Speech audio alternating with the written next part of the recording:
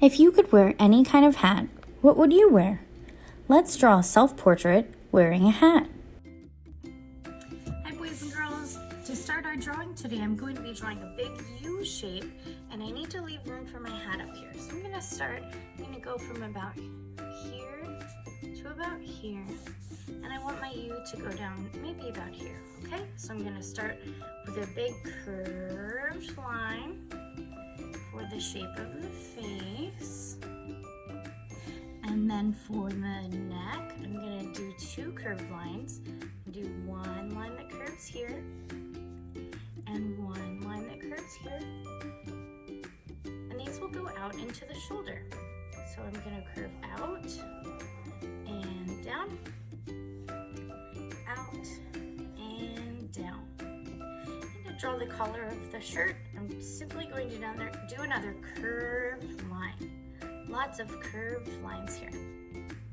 All right, now for the face, I'll do that in just a minute, but I want to do a hat, and I'm going to do a top hat. I'm actually going to erase and make my face a little bit shorter. Now a top hat is essentially a cylinder, so I'll have a cylinder here and a big round part on top. So I'm going to draw a big curved line that goes across here from side to side. And you don't have to do the same sort of hat as I do, but you do need to keep in mind that your hat will either curve down across your forehead, or maybe it will curve up this way over your forehead. Now for the cylinder of the top hat, I'm going to do a curved line like this. I'm going to do two lines that go straight up. And I'm going to draw an oval at the top between those. Now if you're more comfortable, you can do it the other way around. You can start with an oval on the top. You can do two lines that go straight down. This is how I teach my third graders to draw a cake. And then a curved line at the bottom that goes between them. Now to finish the hat, I simply take this line, curve it back around behind that cylinder, and back around behind the cylinder.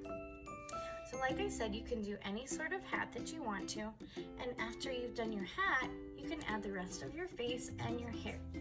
So for mine, I'm going to first add my ears on the side here,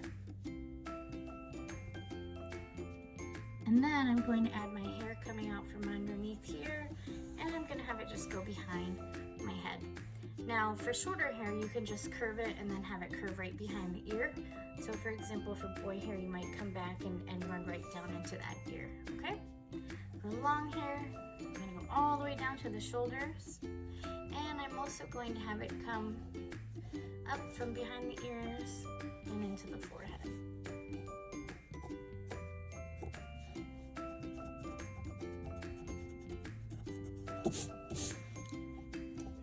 All right, now for the face, your eyes are halfway down your head. So imagine the top of your head is about here.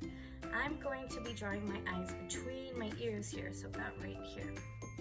Now, there's lots of different ways to draw eyes. I'm going to do some very simple eyes. So I am going to do a curve and a curve like this. Okay, so kind of like rainbows. I'm going to do a curve underneath this way and a curve underneath this way. So we have two almond shapes. Inside, I'm going to go ahead and do a circle that touches the top and bottom. And if you'd like to do your eyes a different way, you can. Now, I always do a little bit of a highlight in each one, and I do that by drawing a little rectangle. You can skip that part if you want. And then I usually draw the pupil, that's the black part of the eye, underneath that, so it looks like the highlight is going over the pupil and the iris.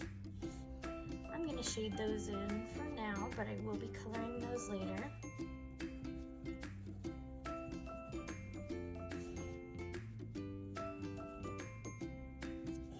All right, now we need eyebrows. We look like Voldemort without eyebrows. So I'm gonna have mine come, they arch up and back down a little.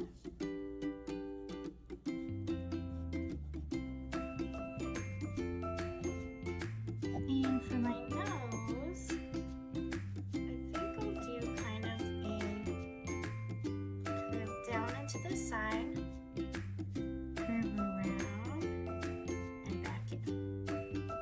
Just like a J or a hook. Now for the mouth, I'll do a big smile.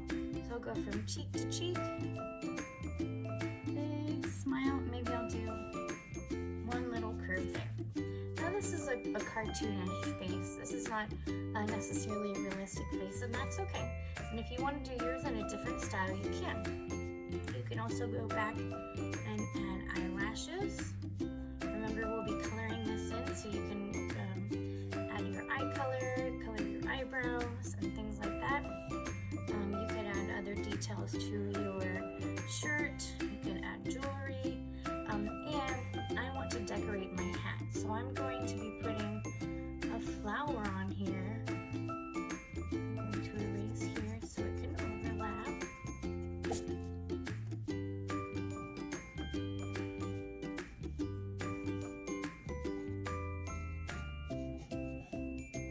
And I have a flower on my hat. Okay, so think about how you want your self-portrait to look and what sort of hat you want to do.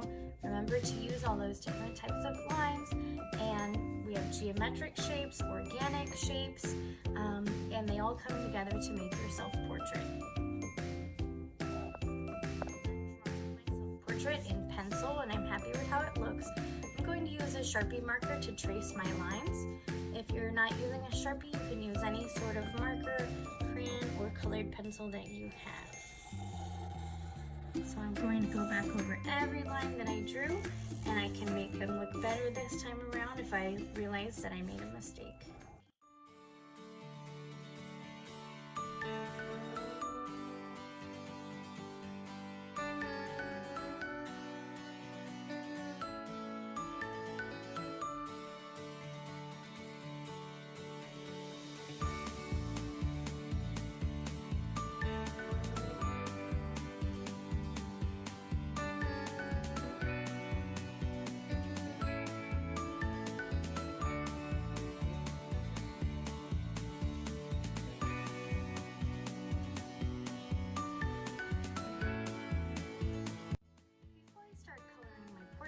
I'm going to add a background.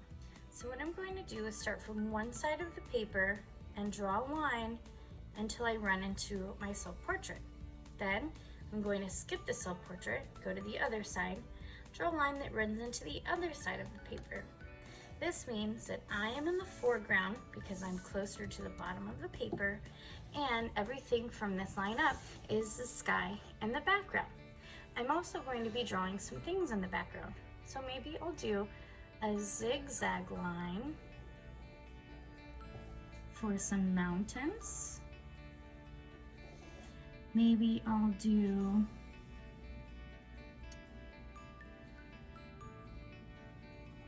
a rectangle and a triangle for a house.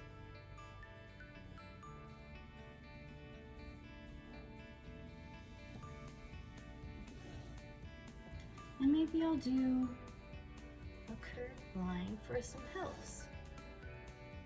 That adds a background to my paper, and I am in the foreground because I'm closer and in the front.